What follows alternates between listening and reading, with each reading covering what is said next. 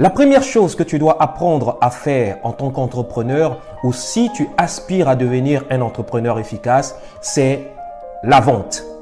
Autrement dit, tu dois apprendre à vendre. Écoute bien ceci.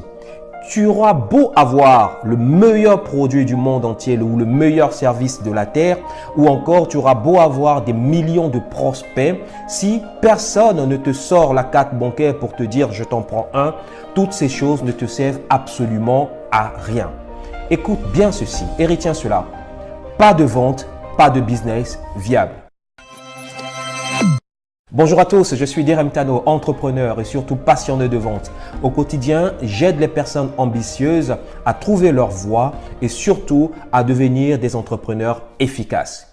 Aujourd'hui, j'aimerais donc te parler d'un élément très important. C'est un fondement de la vie de l'entrepreneur ou encore c'est un fondement d'un business viable. J'aimerais te parler aujourd'hui de la vente ou autrement, comment apprendre à vendre efficacement. La vente est un élément très important dans tout business. S'il n'y a pas de vente, il n'y a pas de business. Si tu réalises zéro vente, cela veut dire que tu auras zéro chiffre d'affaires et la fin de ton entreprise n'est qu'une question de temps. Voilà pourquoi il est important pour tout entrepreneur ou tout aspirant entrepreneur à apprendre essentiellement à vendre avant toutes les autres choses. Cela est vital et cela est primordial. Alors aujourd'hui, pour t'aider, je vais donc te parler d'un fondement essentiel de la vente et c'est par là que tout commence en fait. Si tu désires apprendre à vendre, tu devras commencer par cela. Tu devras commencer par cette étape. La première chose qu'il faut savoir si tu désires apprendre à vendre et surtout devenir un excellent vendeur, un excellent commercial, c'est de savoir que la vente est un processus. La vente est un processus qui est composé de 7 étapes plus une. La vente est un processus et qui dit processus parle de temps, parle de durée, ce qui veut dire que ta vente peut être réalisée à court, à moyen ou à long terme. Cela est un élément très important qu'il faudrait que tu comprennes et que tu assimiles, sinon tu risques de passer malheureusement à côté donc de vente et cela sera dommage. Alors je reviens. La vente donc est un processus qui est composé de 7 étapes plus une, selon que tu vendes en magasin ou que tu vendes en B2B, c'est-à-dire avec donc une entreprise ou en B2C, c'est-à-dire avec donc des particuliers. Alors donc j'aime bien comparer le processus de la vente comme le processus d'un jeune homme qui, arrivé en âge de mariage, désire ou aspire donc à trouver la femme de sa vie et à se marier. Le processus de la vente peut être similaire donc à ce processus d'un jeune homme. Et j'aimerais bien qu'on voit ensemble toutes les étapes du processus d'un jeune homme qui aspire à se marier et nous verrons toutes les similitudes qu'il y a avec le processus de la vente.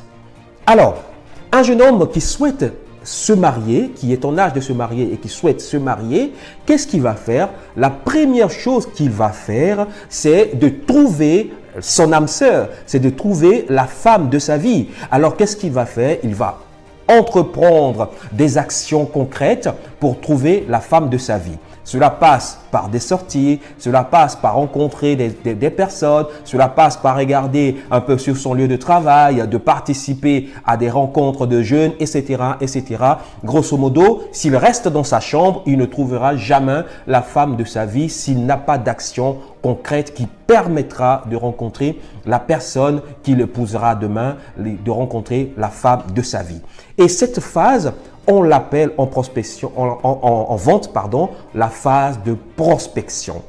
C'est-à-dire la phase où tu recherches des personnes susceptibles d'être intéressées par ton produit ou service. Cela ne s'improvise pas. Si tu veux réussir dans l'entrepreneuriat, il faudrait que tu apprennes à prospecter de façon efficace et de façon percutante. Ça, c'est la première étape du processus donc de la vente, la phase de prospection. Revenons donc à notre jeune homme qui aspire donc à se marier.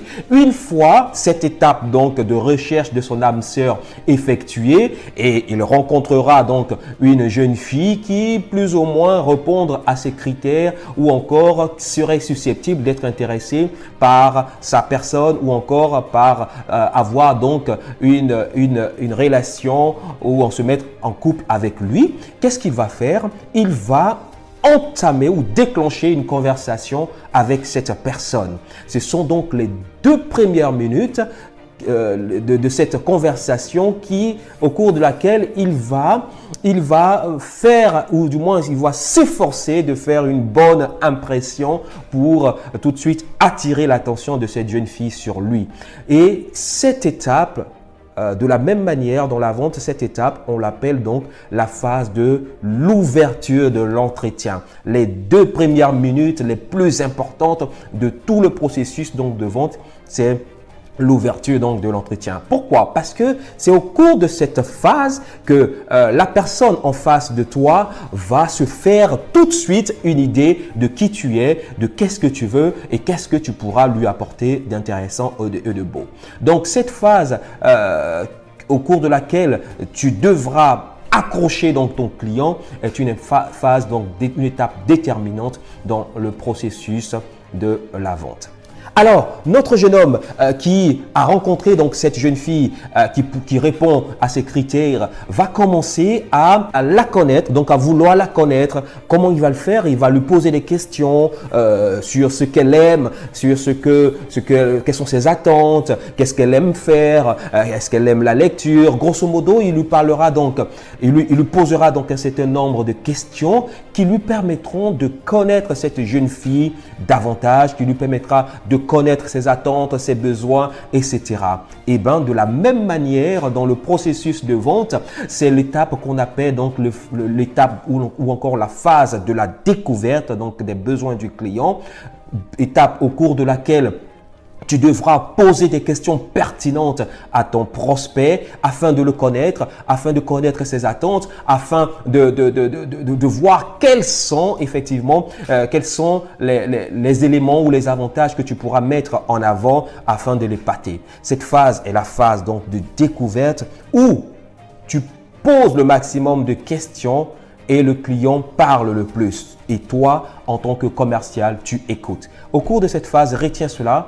Tu poses des questions, tu parles moins et le client parle le plus. Alors, pour revenir encore à notre jeune homme qui a rencontré son âme sœur ou du moins une jeune fille qui répond à ses critères, il a commencé pendant la phase donc de l'ouverture de l'entretien, il a fait une bonne mine, une bonne figure et il commence petit à petit à connaître la jeune fille puisqu'il lui pose un certain nombre de questions, elle répond, il écoute, etc.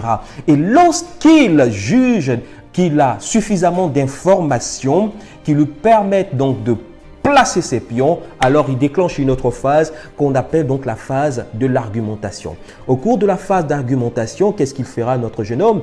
Il essaiera donc de refaire sortir, conformément aux informations qu'il a reçues, de refaire sortir donc des arguments pour démontrer à cette jeune fille qu'il souhaite prendre pour femme, qu'il souhaite prendre pour épouse. Il va donc lui ressortir des arguments pour lui dire, écoute, regarde, tu aimes ceci, et bien moi aussi, lui faire ressortir les points communs, les hobbies communs, lui faire ressortir en fait tous les arguments qui prouvent que tous les deux, ils matchent très bien, que tous les deux, en fait, ils sont faits pour être ensemble.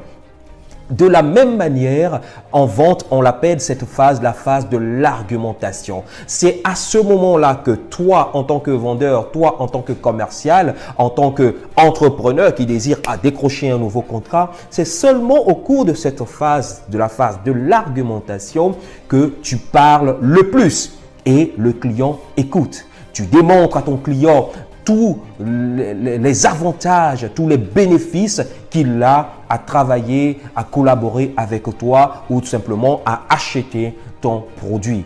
Au cours de la phase de l'argumentation, le commercial ou le vendeur parle pour 80% et le client pour 20%. Donc à cette phase, tu parles plus et le client écoute. Une fois cette phase validée, notre jeune homme, après avoir démontré à la jeune fille tous les avantages qu'il y a à être avec lui, sûrement que notre jeune fille aura des questions à lui poser. Elle lui demandera mais es-tu sûr? Es-tu un garçon sérieux? Est-ce que tu n'as pas d'autres personnes dans ta vie? Grosso modo, elle lui posera un certain nombre de questions. En fait, pour aller à l'encontre de tout ce qu'il a dit, pour vérifier donc la véracité de ses propos et surtout tester la profondeur donc de ce jeune homme. Cette phase, on l'appelle la phase de la réponse aux objections. De la même manière dans la vente, votre client vous posera des questions. Cela n'est pas forcément mauvais. Cela n'a pas pour objectif de vous déstabiliser. Cela n'a pas pour objectif de vous perturber, mais seulement votre client, votre prospect, en tout cas, a besoin d'en savoir plus. Il s'intéresse à tout ce que vous lui avez dit. Il veut en savoir plus. Alors, il vous pose des questions. Il vous pose des questions auxquelles vous devrez répondre avec agilité. Ça, c'est très important car notre jeune homme qui, en face donc de cette jeune fille, il devra répondre avec agilité à ses objections, à ces questions de la jeune fille afin de pouvoir passer donc à l'étape suivante qui est une étape très importante car parce qu'il a répondu avec agilité à la jeune fille, celle-ci commence petit à petit à être conquise, à être un peu convaincue. Alors qu'est-ce qu'elle va faire? Elle va lui dire écoute, mais moi, si je rentre dans une nouvelle relation, ce serait pour aller jusqu'au mariage. Je ne recherche pas de relation éphémère. Et puis d'ailleurs, écoute, tiens-toi bien, j'aimerais seulement avoir qu'un enfant. Et en plus, je n'aimerais pas partir de ma ville de naissance. Je veux être installé ici dans ma ville de naissance, etc., etc., etc. Elle va lui sortir des choses. Le garçon, soit il est OK ou soit il n'est pas OK. Il commence tout simplement, tout doucement à négocier. Vous voyez, c'est la phase donc de la négociation où il y a donc un échange en vue d'un accord mutuel, en vue donc d'un accord qui puisse satisfaire les deux parties. De la même manière, dans la vente, c'est ce qu'on appelle la phase de la négociation ou encore la phase de la défense du prix ou encore la phase donc tout simplement de la négociation où les deux parties échangent et essaient de trouver des accords communs qui puissent satisfaire aussi bien le vendeur que le prospect. Au cours de cette phase, donc peut-être que tu seras amené à faire donc des concessions, le prospect aussi. Bref, dans tous les cas, c'est au cours de cette phase de négociation ou de défense du prix que les accords, les conditions sont établis pour la satisfaction des deux parties. Et après donc cette phase de négociation, notre jeune homme et notre jeune fille, pour revenir à eux, vont trouver des accords qui satisfassent aux deux parties. Après cette étape, on passe donc à l'étape de la conclusion. Ils vont se mettre d'accord, ils vont dire « Ok, nous sommes d'accord, tes conditions me conviennent, toi aussi, tes conditions me conviennent, ok, on y va ensemble, on se met d'accord. » Et c'est la phase de la conclusion, la phase de la signature donc de l'accord, la phase de la signature du contrat. Donc en vente, cette phase, on l'appelle la conclusion ou encore le closing, qui est la phase où tu serres la main à ton client pour lui dire « Bienvenue chez nous, je vous remercie pour votre confiance, nous sommes ensemble, vous verrez, vous serez pleinement satisfait de notre produit ou de notre service. » Ça, c'est la phase de conclusion. Et huitièmement, donc la huitième étape de ce processus consiste tout simplement et si nous revenons justement à notre jeune homme avec sa jeune femme, sa jeune fiancée, ils se sont mis d'accord. Mais une fois cet accord trouvé, le but n'est pas de disparaître de la circulation. Non, non, non, non. Au cours donc de cette huitième phase, les deux parties vont mettre en place des actions. Donc dans le cas de notre jeune homme, il va mettre en place, de même que sa petite amie, ils vont mettre en place des actions pour faire perdurer leur relation, pour faire durer le plus longtemps possible leur amour. Alors qu'est-ce qu'il va faire? Il va poser des actions donc de fidélité, des actions de respect, des actions de gentillesse. Grosso modo, il sera toujours présent pour sa fiancée, etc. Il sera toujours présent pour son âme sœur, pour sa femme, enfin bref, peu importe comment vous l'appelez. Mais il posera des actions qui permettront de faire durer dans le temps cette excellente relation, cette excellente union. De la même manière, en vente, on appelle cette phase qui est la 8e phase, la 8e étape, on l'appelle la phase de la fidélisation. Lorsque tu signes ton contrat avec ton nouveau client, ne prends pas tes jambes à ton cou et ne disparais pas. Il faudrait que tu poses des actions, que tu sois toujours présent pour ton client, que tu sois toujours là pour faire durer donc cette nouvelle relation, cette nouvelle ou du moins ce nouveau partenariat pour garder le plus longtemps possible ton client sur la durée dans cette affaire. C'est très important. C'est la phase donc de la fidélisation. La phase de la fidélisation qui permet de garder le plus longtemps possible notre client et pourquoi pas lui vendre des produits et services à nouveau et pourquoi pas, à travers donc ces recommandations, nous apporter de nouveaux clients. C'est très important de suivre donc ce processus-là. Vous imaginez un jeune homme qui désirait rencontrer la femme de sa vie. Une fois l'avoir rencontrée, vous imaginez juste à la phase de l'ouverture de l'entretien, vous imaginez qu'il dise à la jeune fille « Bonjour mademoiselle, je te trouve très belle, je veux t'épouser ». Vous imaginez la réaction de la jeune fille? S'il lui sort une chose pareille, je pense qu'à 90%, je pense qu'elle l'enverra voir ailleurs car cette proposition est beaucoup trop brutale et beaucoup trop spontanée et cela, sans même la connaître, il ne peut pas lui sortir une chose pareille et donc la réaction de la jeune fille est totalement normale. Et bien c'est exactement ce qui se passe lorsque vous êtes en face d'un prospect et que vous ne suivez pas les différentes étapes du processus de vente et que seulement pendant l'ouverture de l'entretien, vous proposez directement à votre prospect de signer un contrat parce que vous avez le meilleur produit du monde, etc. Sans même connaître ses attentes, ses besoins, ses motivations d'achat, etc. Cela peut être très perturbant pour votre prospect et je peux vous garantir qu'il ne signera pas et il vous enverra voir ailleurs en écourtant le rendez-vous ou la conversation. Donc, il est très important, retiens ceci, si tu désires apprendre à vendre, retiens ceci, que la vente est un processus. Donc, la vente est un processus à court, moyen et long terme. La vente est un processus qui est constitué de 7 étapes plus une, selon que tu vendes en magasin ou en B2B directement. La vente est un processus de 7 étapes plus une. Ces étapes sont, numéro 1, la prise de rendez-vous avec ton prospect, donc prise de rendez-vous téléphonique. Ok.